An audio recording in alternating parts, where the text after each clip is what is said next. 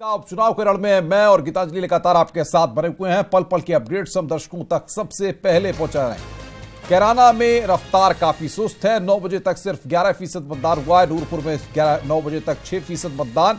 रफ्तार काफी सुस्त है गीतांजलि, लेकिन लोग मतदान केंद्रों तक आ रहे हैं। कई जगहों पर ईवीएम खराब होने की शिकायतें भी आई, लेकिन उसके बाद भी जोश में कमी नहीं है। और हम भी कहते हैं लगातार आपसे, घरों से निकलिए, अपनी ताकत को जानिए, पहचानिए और मतदान केंद्रों तक आकर के अपने मत का प्रयोग कीजिए। बिल्कुल, अपने मत का प्रयोग बहुत जरूरी होता है और मत का प्रयोग करते हुए मतदाता जब परेशान होते हैं ईवीएम मशीन के खराब होने से, तो कई सवाल उठते हैं और ये सवाल बार बार बता रहे हैं वो लापरवाही जो लोगों के लिए हो रही है, जिससे लोग परेशान हैं। और ये जो इफेक्ट इस तरह के आते हैं अनुपम, वो किसी भी चुनाव को बेहतर नहीं बनाते हैं, उसकी कड़ी को कहीं ना कहीं कमजोर करते हैं। बिल्कुल, कैराना के लोकसभा उपचुनाव में बीजेपी की चर्चित उम्मीदवार हैं पार्टी के दिवंगत सांसद हुकुम सिंह की बेटी मृगांका सिंह।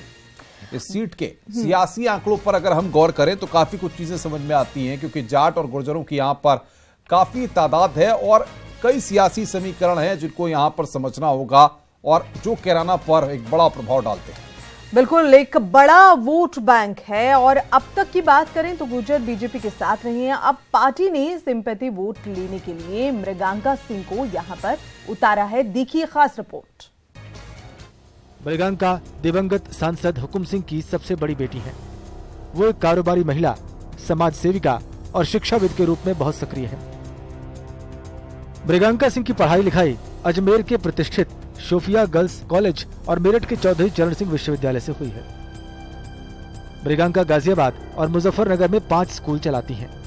उनके स्कूल चेन का नाम देहरादून पब्लिक स्कूल DPPS है। इन स्कूलों में लगभग 9000 बच्चे पढ़ रहे हैं। मृगांका की शादी 1983 में गाजियाबाद के सुनील सिंह से हुई थी। 1999 में उनके पति की एक कार दुर्घटना में मौत हो गई थी। मृगांका सिंह के 4 बच्चे हैं, जिनमें 3 बेटियां और 1 बेटा है। ऐसा नहीं है कि मृगांका पहली बार चुनावी मैदान में है। इससे पहले भी एक बार विधायकी का उपचुनाव लड़ चुकी हैं, लेकिन उन्हें हार का सामना करना पड़ा था। 2017 में मृगांका को कैराना विधानसभा उपचुनाव के लिए बीजेपी ने अपना उम्मीदवार बनाया था, लेकिन वो समाजवादी पार्टी के उम्मीदवार से चुनाव हार गई थी। Bureau report, news 18 network. तो गीतांजलि, ये तो बात थी कैराना की और नूरपुर की भी हम बात कर रहे हैं, लेकिन आज अगर हम देखें तो इन दोनों जगहों के साथ साथ उत्तराखंड की थराली विधानसभा सीट पर भी वोटिंग हो रही है और वहां की तस्वीरें आप देख सकते हैं। थराली में जिस तरीके से मंगल लाल शाह के निधन के बाद सीट खाली हुई, वहां पर वोटिंग हो रही है। भाजपा ने मुन्नी देवी को वहां से उम्मीदवार बनाया। मुन्नी देवी से भी हमारे संवाददाता सुनील सिलवाल ने बातचीत भी की थी।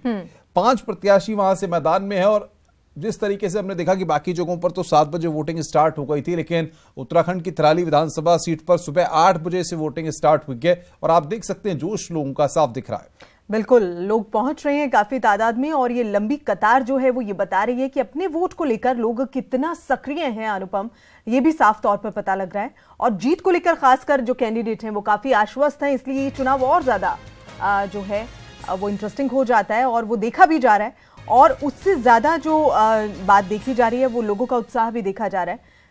अपने मत का प्रयोग करने पहुंचे लोग।